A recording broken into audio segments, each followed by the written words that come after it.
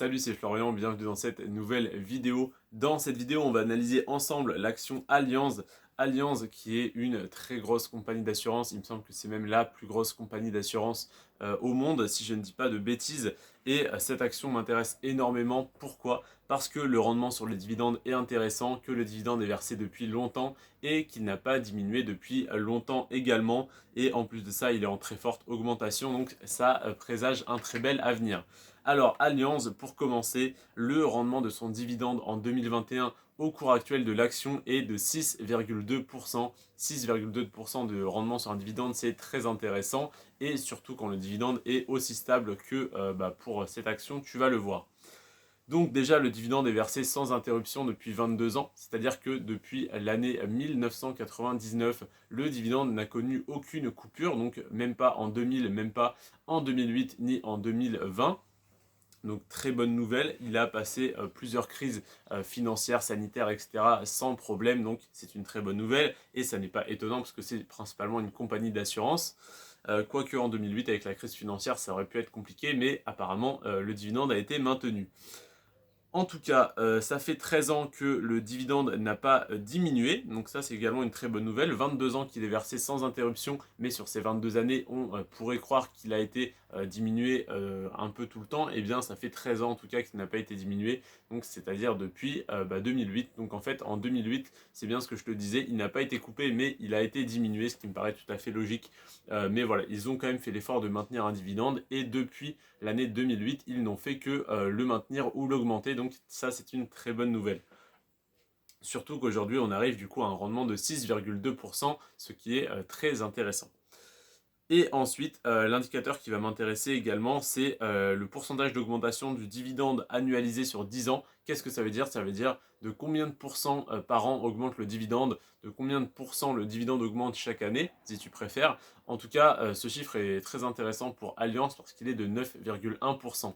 Qu'est-ce que ça veut dire? Ça veut dire que si Allianz, l'action Allianz, admettons, te verse un dividende de 10 euros, eh bien l'année suivante, elle te versera un dividende de 10,91 €. Puis l'année suivante un dividende de 11,85 € à peu près, et etc., etc. Donc ça va très rapidement augmenter, et en moins de 10 ans, ça te permet d'avoir un dividende qui a tout simplement doublé. Donc s'il n'a pas été réduit ou été coupé entre temps, ça permet une très forte augmentation du rendement de ton portefeuille.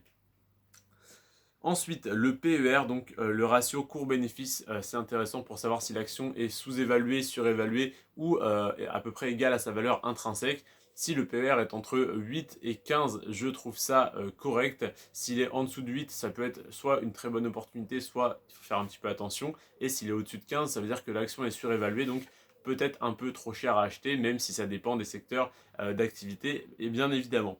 Là, le PER est très très bon parce qu'il est à 11,1, donc il est dans une très bonne moyenne. C'est exactement ce que je recherche, donc aucune inquiétude à ce niveau-là. Et le dernier indicateur qui va nous intéresser, même si c'est une action à dividende, j'aime bien évidemment regarder la croissance du cours de l'action pour voir si elle est corrélée avec l'augmentation, avec le pourcentage d'augmentation du dividende, ou s'il y a de la spéculation autour de l'action. Et là, c'est parfaitement corrélé, et c'est très très bien parce que le dividende augmente en moyenne de 9,1% par an, et la croissance du cours de l'action est de 129%.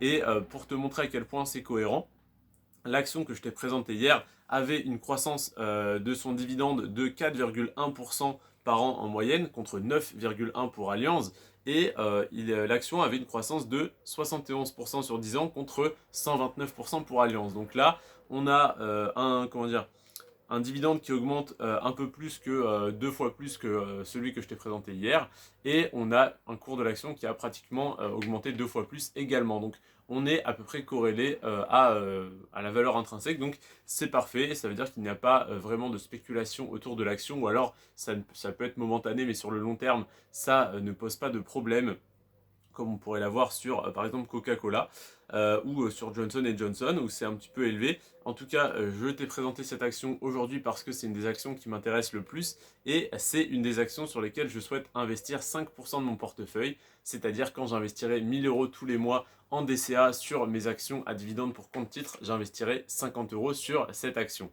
Je te remercie d'avoir regardé cette vidéo jusqu'à la fin. Sur ce, prends soin de toi et de tes finances et on se retrouve demain pour l'analyse de l'action Coca-Cola justement. C'était Florian, ciao.